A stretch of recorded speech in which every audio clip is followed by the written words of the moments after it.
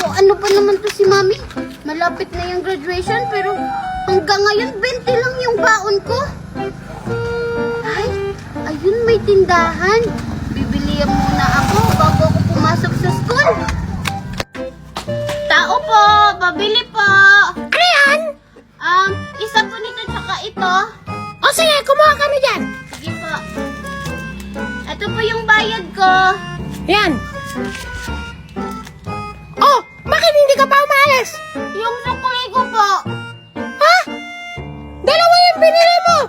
10 pesos ang isa niyan. O, subalit 20 pesos. Ha? Umalis ka na, umalis ka na. Ganyan?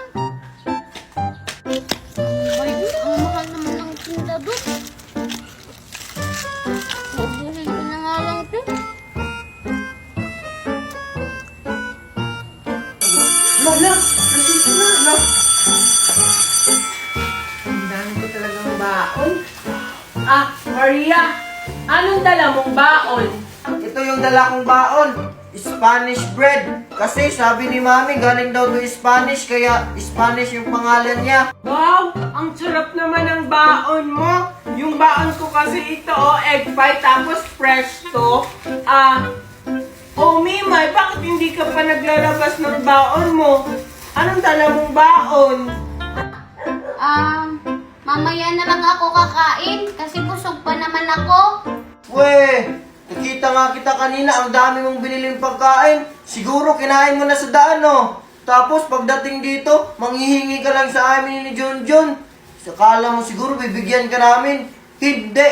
Sige, Junjun, kain na nga tayo. Sige.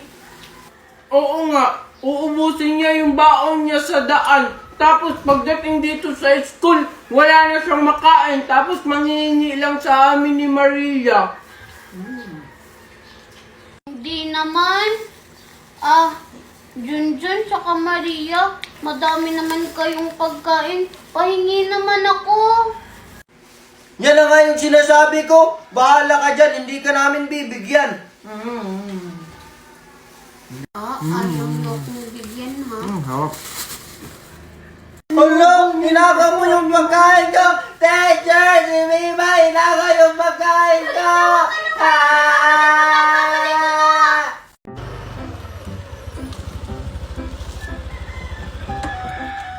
Oh my God, Maymay. Lagi namang absent si Juliet. Bakit president yung dati niya dito sa Southport University? Oo nga, buti na lang malakas siya dito sa school natin. Kung hindi, 10 taon siya dito sa junior high. Alexa! OMG, tignan mo! Si Junjun mag-isa lang siya. Pagkakabili natin, lapitan siya. Asan? Ayun no! Oh my God! Oh, ano pang hinihintay mo? Lapitan mo na! Junjun, may kasabay ka ba papuntang school? Alexa? Wala. Gusto mo sabay na tayo? OMG! Oo naman, Junjun. Let's go! Oh, bakit ka sasakay, Alexa? Lalakarin lang natin yung school. Dito na kasi yung parking lot ng motor ko. Ay, oo nga pala. Sorry. Tara na. Sige, Maria? Ang sakit. Ano pa naman to? Ang hirap talaga Maria, okay ka lang? Oo, Junjun. Okay lang ako. Medyo hindi lang ako nasanay sa pagtatakong. Ganun ba, Maria?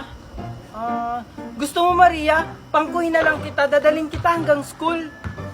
Hindi na. Nakakahiya. Kaya ko na to. Junjun, maganda ba ako maglakad? Alam mo, Junjun, nagpa-practice na ako ngayon para sa pageant natin sa school. Junjun, OMG girl! Nasingitan ka na naman ni Maria! Maria, ka talagang babae ka. Hindi mo talaga ako titigilan. Let's go, girl. Ano ang plano mo, Alexa? Okay, class. Bago kayo pumasok sa school, may announcement muna ako. Anong announcement yan? Ikaw na ba ang magiging bagong principal ng school? Hindi! Paano naman kasi? Bida-bida ka dito sa school. Akala mo naman principal. Ay, alam ko na. Baka magre-resign na siya dito sa school natin. Baka nga. Mabuti naman! Hindi, no? Gusto niyo pala akong mag-resign. Pwes, hindi kayo makakapasok. ano ba kasi announcement na yan? Ang announcement ko, bago kayo pumasok sa school, i-check ko muna yung mga bag nyo isa-isa. Ha? Bakit pati bag namin i-inspectionin mo? Eh di ba ID lang yung hinahanap mo? Oo nga. Kasi yung principal natin, nawalan ng iPhone 15 Pro Max, hindi alam kung sinong nagkuha. Kaya sumunod na lang kayo. Ah, kaya pala walang klase kahapon kasi nag-meeting yung mga teacher. Oh, ano pang hinihintay nyo? Pila na, para ma-check ko na yung mga bag nyo. Ikaw na yung aral. Oo na, ito po yung bag ko, oh. Ano ba naman yung baon mo? Ang baho-baho. Kaya palang baho ng bunganga mo. Sige na, pumasok ka na. Mag-check lang ng bag, personal pa. Okay, next. Oh, Mananggad, ito yung bag ko. Check mo na. Ang dami mo namang dala. Ano ka ba? Papasok o maglalayas? Huwag ka na po maraming tanong. I-check na lang. Oh, God! Ayan, i-check mo na. Ano bang laman nito? Puro sandwich? Oh, Hindi yan sandwich. Banid ko yan sa sugat ko para always ready. napkin. Okay, next. Oh, ito po. Yan lang ang bag mo? Ang liit-liit? Ano ba? Papasok ka o pupunta ka ng mall? Nasa loob na po kasi ng room yung mga gamit ko sa school. Sige, pasok. Papapasukin mo rin pala ako eh. Okay, next. Oh, ito guard yung bag ko!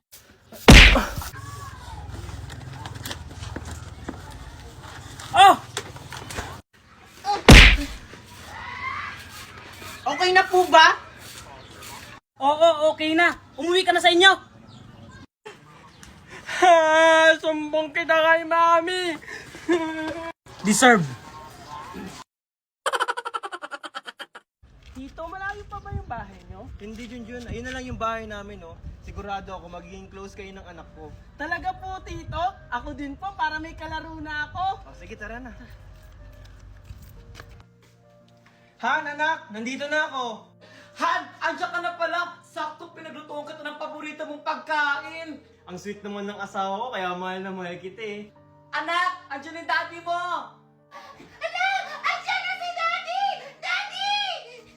Nga pala, asawa, Megan, may ipapakilala ko sa inyo. Sure ako, matutuwa kayo. Talaga, Daddy? Ano yun? Tara, pasok ka dyan, huwag kang mahiya. Han, anak, eto nga pala si Junjun, pamangkin ko. Dito muna natitira sa atin. Mag-hi ka sa kanila, Junjun. Hello po. Ano? Dito mo yung papatirahin? Dagdag pala mo na naman yan. Hindi mo nga kami kayang buhayin ng anak mo. Magdadagdag ka pa. Oo nga, Daddy! Valerie, Megan, huwag naman kayong ganyan. Nakakaya sa bata. Tsaka huwag kayong mag-alala. Gagawa ko ng paraan. Magdodoble sikap ako. Ano ba naman yan? May kahati na ako. Asa ba kasi magulang ng batang yan? Bakit dito mo yung papatirahin? Valerie, tama na. Nasa abroad kasi yung mga magulang niya kaya sa akin siya ibinilin. Ah, ganun ba? Junjun, tara, kain tayo. Ang sarap pa naman ng luto ko. Tara, honey, kain tayo. O ikaw, Megan, paghainin mo si Junjun, ha? Ha? Sabi ko na nga ba eh. Oh, Junjun, ito yung masarap namin na ulam, ha? Thank you po. Kasi alam ko, pagod na pagod ka sa biyahe. Pasensya ka na, Han. Oh, Megan, yung plato ni Junjun. Ito na po, Mami. Sabi ko na nga ba, naaagawan ako. Manda ka talaga sa akin. Magpakabusog ka, Junjun, ha? Oh, ito yung plato mo. O anak, dahan-dahan naman. Ay, sorry po, Daddy. Napalakas ko lang po. Tito, wait lang. O bakit, Junjun? Sana hindi po kayo magalit. Bakit? Ano ba yung sasabihin mo? Tito, uuwi na lang po siguro ako kasi lagi na lang po kayong nag-aaway. Ano ka ba, Junjun? Wala ka nang uuwian. Tsaka, hindi naman ikaw yung dahilan kung bakit kami nag-aaway. Nung isang araw po kayong nag-away, lahat po napakinggan ko po yun. Pita-pita ka talaga lagi, Junjun. Huwag mong alalahanin yung Junjun. Basta itong tatandaan mo, nandito lang kami para sa'yo. O sige na, aalis na ako. Hoy, Jun! Halika ka rito! Bakit po, tita? Ano? Masaya ka na nag-away kami mag-asawa? Hindi ko rin naman pong ginustong mag-away kayo. Nagsabi lang naman po ako ng totoo. Di ba ayan yung gusto mo? Yung sirain mo yung pamilya namin? Oo nga! At dahil sa'yo, nalaman ni Daddy na nagsisinungaling ako! Itong bagay sa'yo!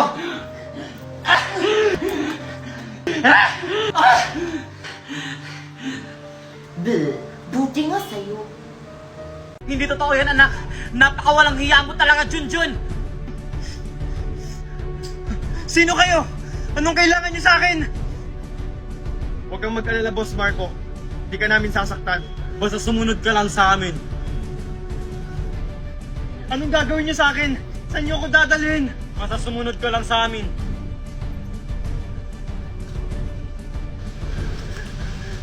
Junjun? Valerie, Megan? Ano nangyayari dito? Asawa! Daddy! Ang sagradong anak mo lang naman ang kumidnap sa'yo! Totoo ba yun, Junjun? Na ikaw yung may kagagawan neto? Oo, Papa! Ako ang nagpakidnap sa'yo dahil gusto ko lang ilayo kayo sa babaeng yan! Alam niyo ba, Papa, habang nagsasama kayo ni Tita Valerie, may iba siyang lalaki! At isa pa, siya din ang may dahilan kung bakit kayo na ospital! Nilason ka niya, Papa! Hindi totoo yan, Marco! Dahil sinungaling siya! Dahil alam mo naman na magaling siya gumawa ng kwento dahil isa siyang pulube! Bitawan niyo ako! Hindi ko na alam kung sino yung paniniwalaan ko sa inyo! Ako, Papa! Ako! Ako paniwalaan mo dahil ako ang asawa mo! Ako, Papa, dahil may ebidensya ako!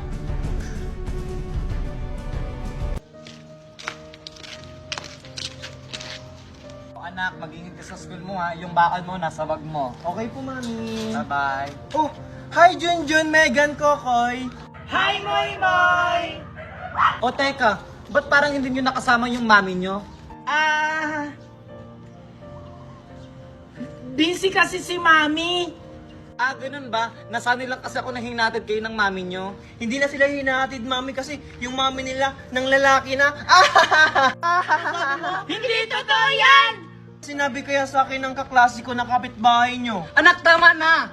Sinabi niyo hindi totoo yan! Walang hiya ka, tama na! Bakit mo sinuntok yung anak ko? Anak ko, okay ka lang ba? Hindi na lalaki yung mami ko!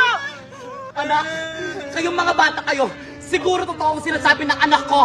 Ipapa-principal office ko kayo! Yung anak mo kasi, ang bata-bata pa, pero chismoso na! Parang ikaw! Chismosa! Sabi ng bata ka? Sige, subukan mo saktan yung kapatid ko! Mami, my God! Pasalamat ka. May araw ka rin. Marco! Si Junjun nasa ibang bansa na pala? Ano? Ikakakita ko lang sa kanya kahapon. Tingnan mo yung story niya, oh! Nasa snow siya! Baka edit lang niya yan. Hindi! Totoo yan! Marami siyang story na ganyan! Tsaka hindi ko na siya nakikita ngayon!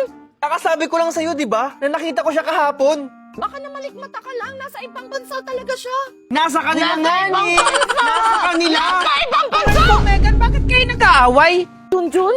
Ikaw ba yan? Punto ka ba? Di ba nasa ibang bansa ka? Ano ka ba? Junjun yan? Ayaw mo kasing maniwala. sinasabi niyo? Maniwala. Multo yan! Nakita ko sa story niya nasa ibang bansa siya!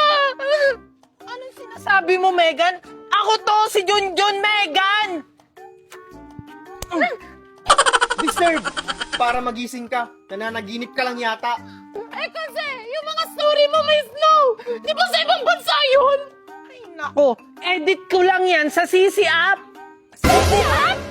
Oo, hindi ka na mahirapan mag-edit kasi si CC app na ang bahala! Open your CC app at mamili ka lang kung anong gusto mong ipagawa kay CC app. Homework, edit image, translate at marami pang iba. At ito guys, mag-edit ako ng picture natin na kunwari nasa beach tayo. O diba, ilang segundo lang lalabas na yung result. Boom! O di ba parang makatotohanan? At kung may mga research naman kayo dyan, si CC App din ang makakatulong sa inyo. Wow! Ang galing naman yan! Hindi na ako mahihirapan sa schoolworks